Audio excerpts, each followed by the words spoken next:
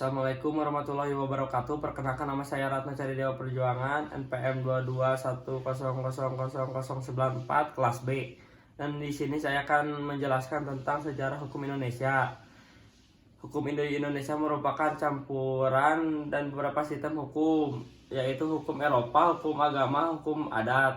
Terjadinya percampuran tersebut adalah akibat bertemunya antara sistem hukum Eropa kontinental dan yang dibawa oleh Nusantara dengan hukum agama dan hukum adat yang memang sudah dianut oleh penduduk Nusantara yang multireligi, etnis, dan kultur pada zaman kolonial atau Belanda.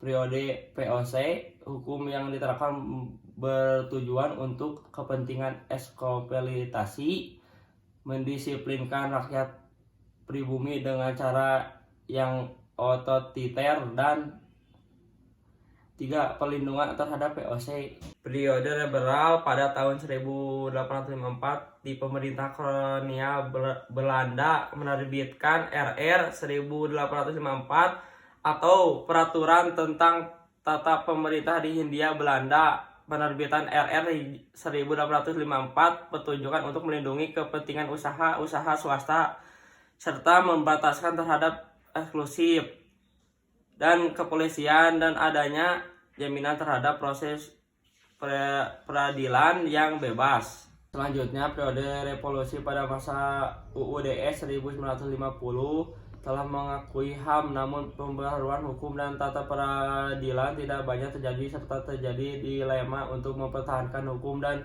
peradilan adat atau mengodifikasi dan mengunifikasi menjadi hukum nasional yang peka terhadap perkembangan ekonomi dan tata hubungan internasional. 1950 tentang Mahkamah Agung dan Undang-Undang Darurat Nomor 1 1951 tentang susunan dan kekuasaan pengadilan. Selanjutnya, Orde Lama. Pada zaman Orde Lama ini kekuasaan kehakiman, dalam hal ini kebijaksanaan dan pengadilan, tidak mandiri oleh karena berada di bawah kekuasaan eksekutif. Dalam hal ini Presiden Soekarno sebagai pemimpin revolusi.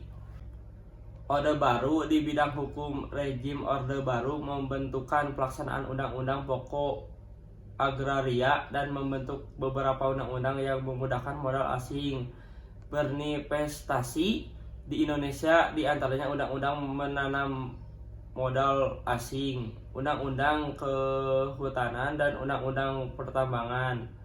Rezim Orde Baru juga melakukan 1. Penundukan lembaga-lembaga hukum di bawah eksekutif. 2. Pengendalian sistem pendidikan dan penghancuran pemikiran kritis termasuk dalam pemikiran hutan pada era reformasi. Pada era ini, 1. Terjadinya 4 kali amandemen Undang-Undang Dasar 1945. 2. Terjadinya pembaruan, yaitu pembaruan sistem politik dan ketatanegaraan, pembaruan sistem hukum dan hak asasi manusia. C. Pembaruan sistem ekonomi. Cukup sekian dari saya. Mohon maaf bila ada kekurangan dan kesalahan kata-kata. Wabillahi taufiq wal hidayah. Wassalamualaikum warahmatullahi wabarakatuh.